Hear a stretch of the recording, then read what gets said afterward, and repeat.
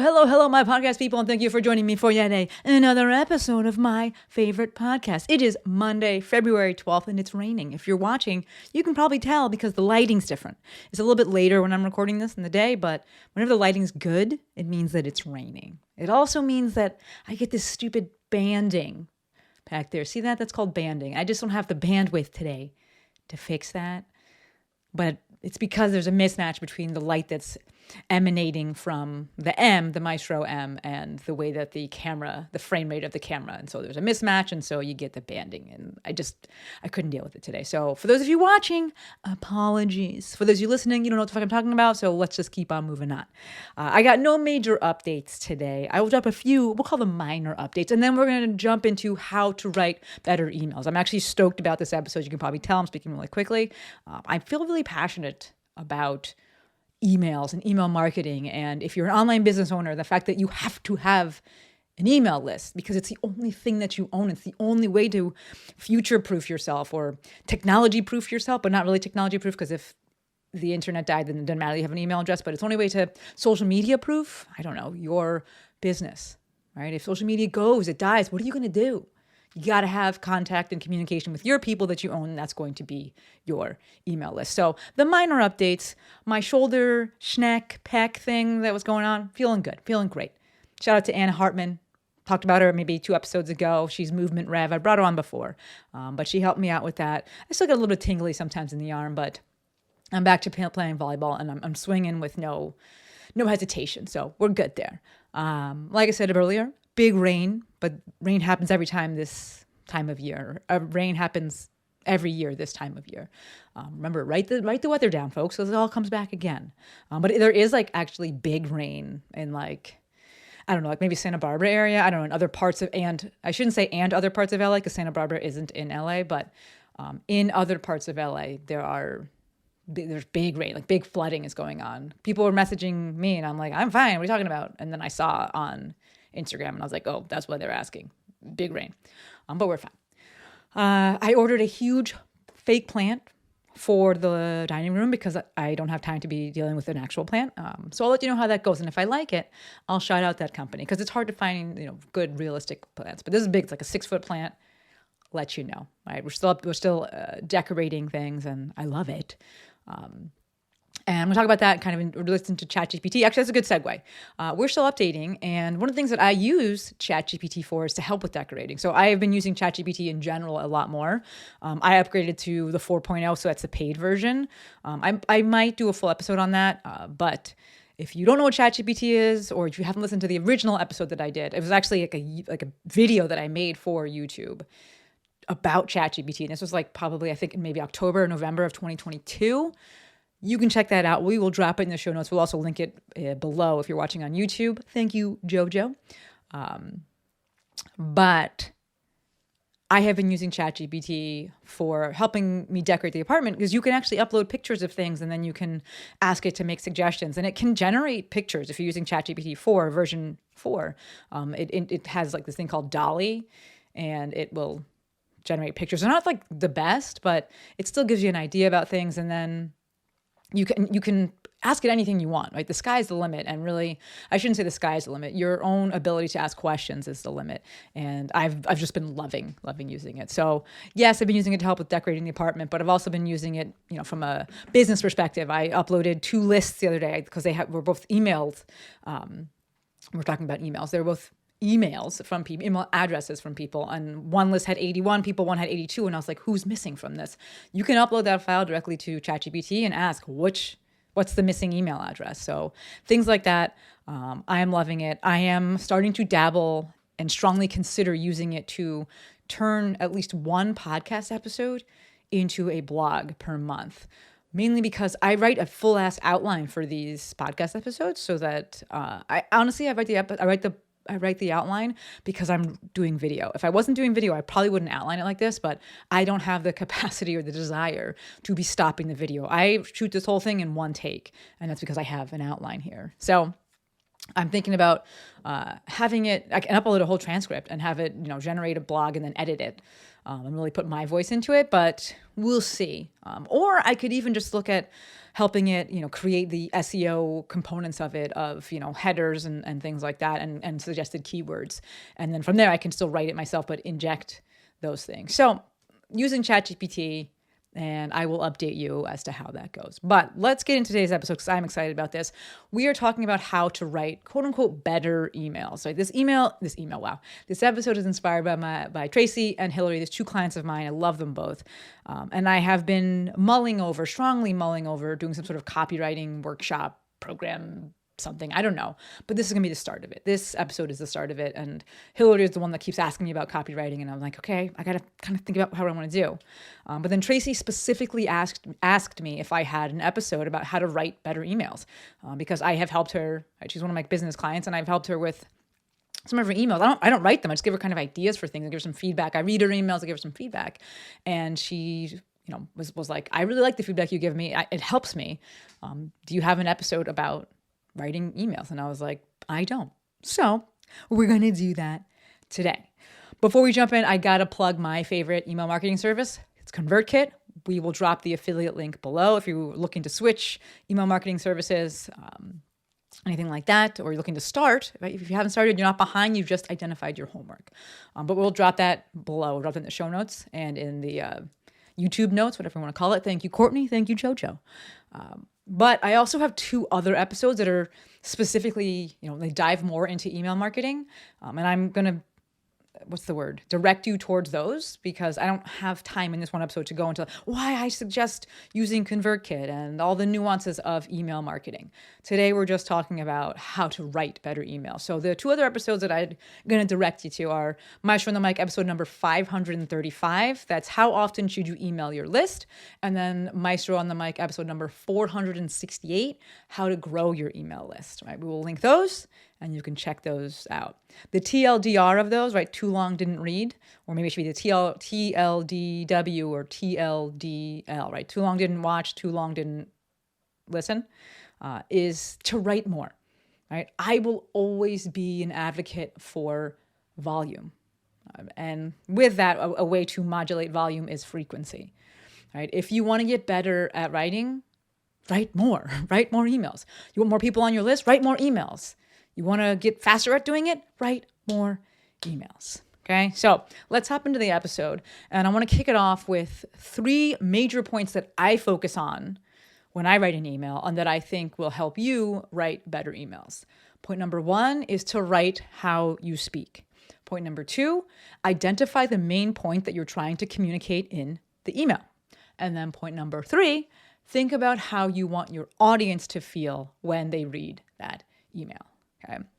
Now, of course, better is subjective, and I'm not implying that you need to do anything about your emails as they currently stand, right? It seems like people, and when I say people, I mean women or people socialized and raised female, have this default to think that there's a better way to do whatever it is that they're doing, right? There's always a better way to do it, right? And I don't want to perpetuate that bullshit, right? So something that Jill and I talk about is the stylistic nature of copywriting, right? So when our clients ask for feedback on their sales pages, we want to make it objective and not just stylistic. So first we ask them how the page is converting, right? So we want to see these pages typically converting, if you're looking at the metrics and such, get people to sign up for stuff. You want to see them converting at 25% or more.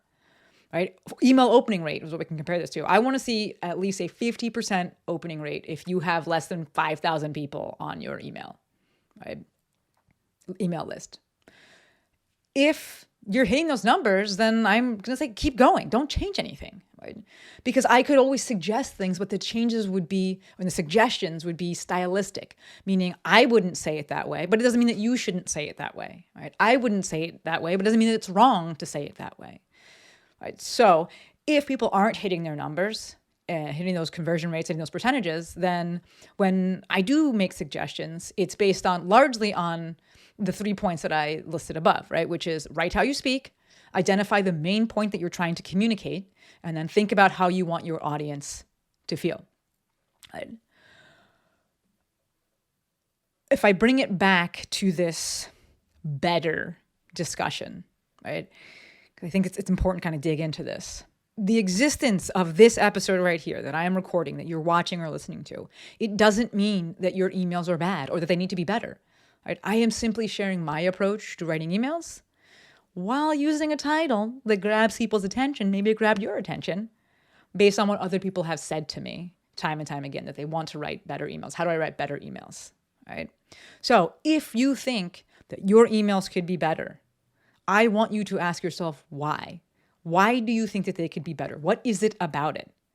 Right? Remember, sounding like someone else does not and will not make your emails better. It's actually going to hurt your writing. Right? Trying to sound like someone else is hurting your writing. Trying to sound like everybody else is definitely hurting your writing. My guess is that you feel like you're not communicating your message as clearly as you'd like, and perhaps secondarily, you feel like how other people's, emails make you feel. You like that, right? You like how other people's emails make you feel. Like, oh yeah, I feel like I want to buy this thing, or I feel excited about it, or I feel seen, whatever it is. And perhaps you'd like to be able to do that better for your audience. If that's the case, that brings us to the action items for writing, quote unquote, better emails, right? The three major points, again, that I focus on when I'm writing an email, when I'm writing anything, but today's episode is about emails, right? Three major points that I focus on when I'm writing emails and that I think may help you write better emails is: number one, write how you speak. Number two, identify the main point that you're trying to communicate. And then number three, think about how you want your audience to feel when they read that email. As you can see, there's no copy-paste framework here, and that's intentional. It's not how I teach, but also this is very intentional for this episode. There's also no mention of subject lines, because clever subject lines, that's a tactic, right? That's not a strategy. And I don't know, 2 or 3 episodes ago, I went into the difference between the two, right? But that's a tactic, not a strategy. If you write emails that people actually want to read, you don't need to worry about how to trick them into reading the email with a clever subject line. Right? You can start to have fun with these subject lines, but you're not like, I'm counting on this subject line to do the heavy lifting. No. Let's write emails that people want to read. Right? And how do we know they're going to read them? Because it's going to be us. It's going to come from us, and we're going to attract people that want to hear from us. My biggest gripe when it comes to copywriting, and all the copywriting that's out there and copywriters that are out there, is that I think that a lot of them create mini versions of themselves. I'm thinking of a guy right now who he has a very specific style of writing, Cole Schaefer. I enjoy his writing. Sometimes I think he uses too many metaphors. Let me back that up. At times he uses too many metaphors for me, and he's like too descriptive for me. It feels like it drags on. But if that's how he likes to write, more power to him, right? So as it relates to hiring a copywriter or working with a copywriter, learning from someone that's a copywriter, you want to make sure that you're not just becoming a mini version of them or a clone of them. My whole shtick is more you, MOARU. To that end, I am here to help you sound like more of yourself. All right? I am here to make you sound more like yourself and to hopefully better communicate more of your ideas. So let's get into the action items here and break down each of those 3 points that I focus on when I'm writing an email. Point number 1, write how you speak. Some tactical things here. Edit after it's out of your head, right? Just get everything out on paper first. I watch people try to manipulate sentences and things like that while it's still in their head, and then nothing comes out because they're just tongue-tied themselves in their head. Second point here, take off your marketer hat. I watch people write emails and sales pages, and I'm like, who the fuck are you trying to sound like? What are you doing? Enough with the fucking professionalism bullshit. Get rid of that. Stop thinking about that. You don't sound professional when you speak like that.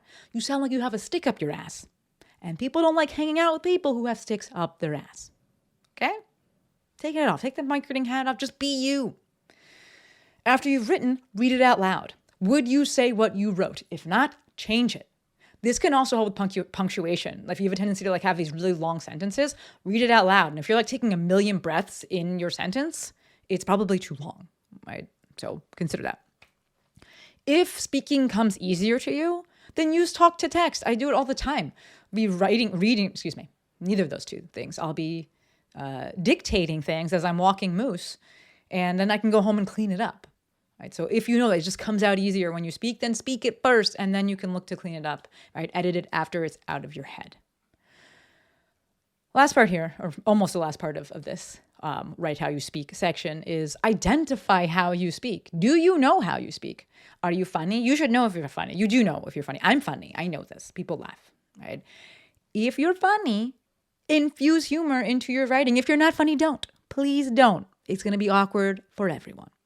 Are you very to the point when you speak? Cool. Then write like that. Be to the point. Are you long-winded? Then write longer emails and attract people who want to read longer emails. Are you sarcastic? Use sarcasm. Do you digress a lot? Then digress. Do you have side note points that whenever you're speaking? Cool. Do that in your writing and use parentheticals. I do it all the time. Either way, it has to be you. People should read it and be like, man, people should read it. And if they ever have the chance to meet you, they should be like, it's the same. It sounds the same. I can hear your voice. Or if they've met you before and then they start reading your writing, they should be like, I read this in your voice. It sounds like you.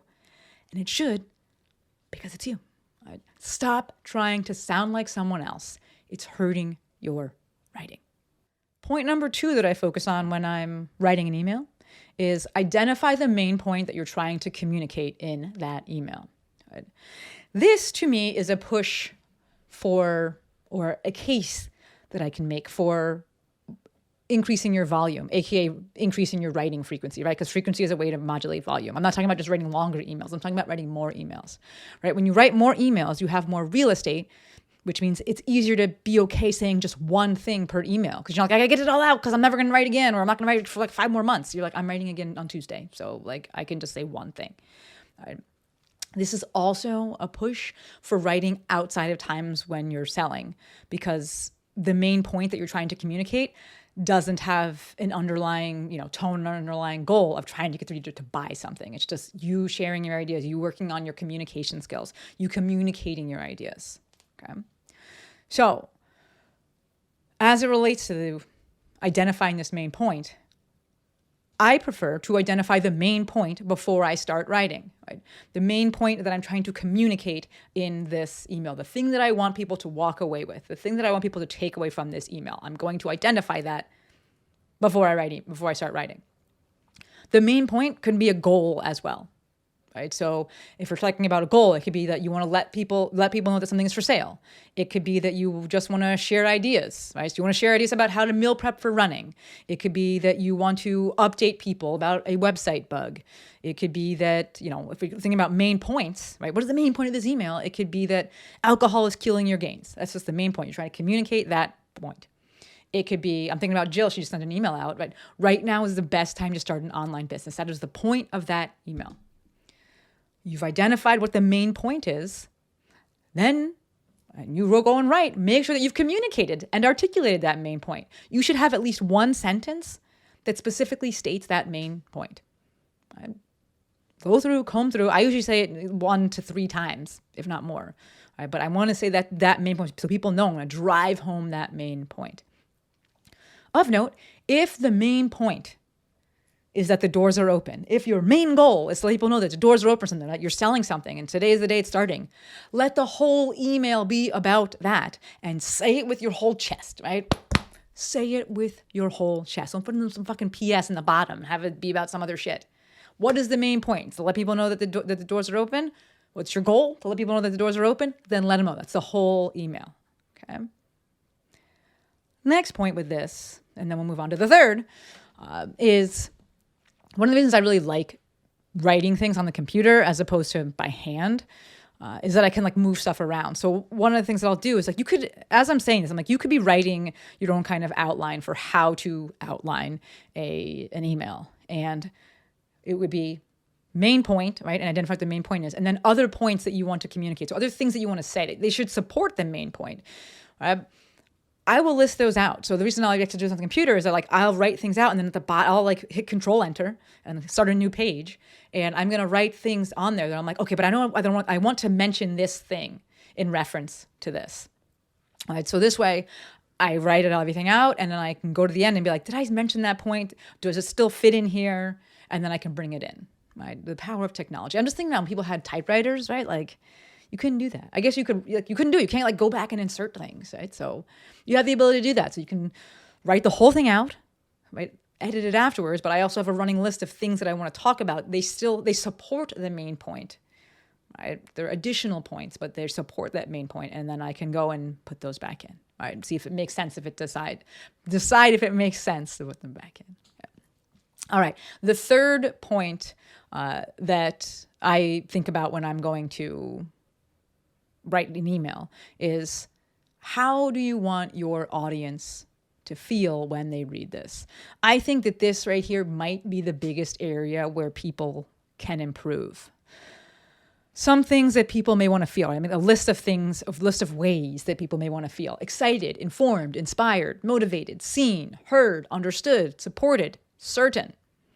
Right? If you're just writing an email to just write, then share what you're feeling. Don't worry about trying to, elicit or evoke a feeling from people. Just write what you're feeling. If the audience is your people, then there's a good chance that they're feeling that same thing as well, right? Which will make them feel connected to you, which will make them feel heard, seen, understood.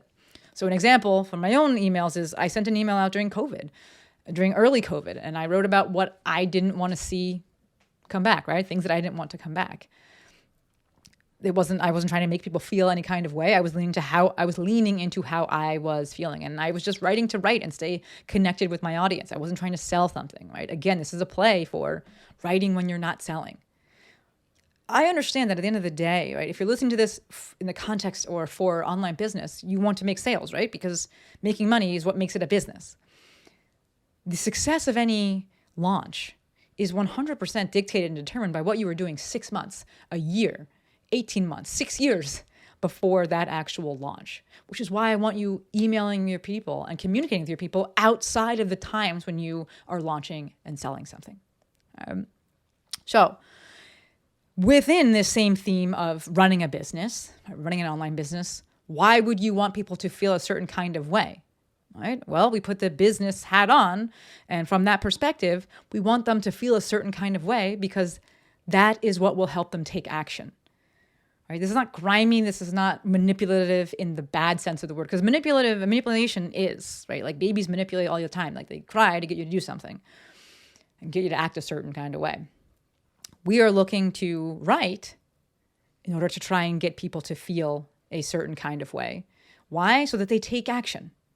Right? Sometimes the action, when I'm writing, sometimes the action isn't that I want them to buy the thing. I'm like, cool, I would love for you to buy the thing, but I just want you to actually just take action. And if that means like you go somewhere else, amazing.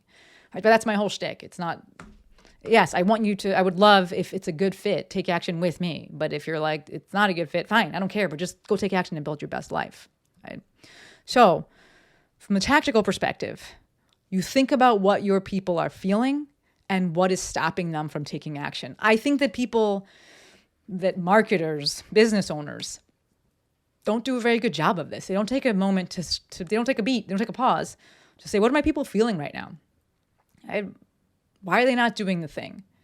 That's what a good coach is going to do. It's not just going to be like vomit information and, word diarrhea, whatever you want to call it, right? It's whatever GI issue it is. They're not going to do that. They're going to stop and think, why isn't this person doing the thing that they said that they want to do? What are they feeling, right? Are they scared? Do they think that they're alone? They're the only one, and so they don't want to do it? Are they embarrassed that they've waited so long to take action? Are they embarrassed that they waited so long to do that thing? Are they unsure? Are they uncertain because they don't have enough information just in general? Right? Do they feel hopeless because things seem so daunting? Take a moment or a lot of moments and think about, what are your people feeling? And why haven't they taken action? Why haven't they taken action towards the things that they say that they want? That's a big part there. They have to say that they want this thing. Maybe if they don't want it, then that's why they haven't taken action, because they don't give a fuck about it. But if you're like, hey, they want this outcome and they're not moving towards it, why? What is it? Is it too daunting? It's too difficult. They're alone. They don't know where to start. What is it? Then when you write, speak to those feelings. That in and of itself, right, speaking to those feelings will make people feel seen. But we want to speak to those feelings, and then we want to provide a solution.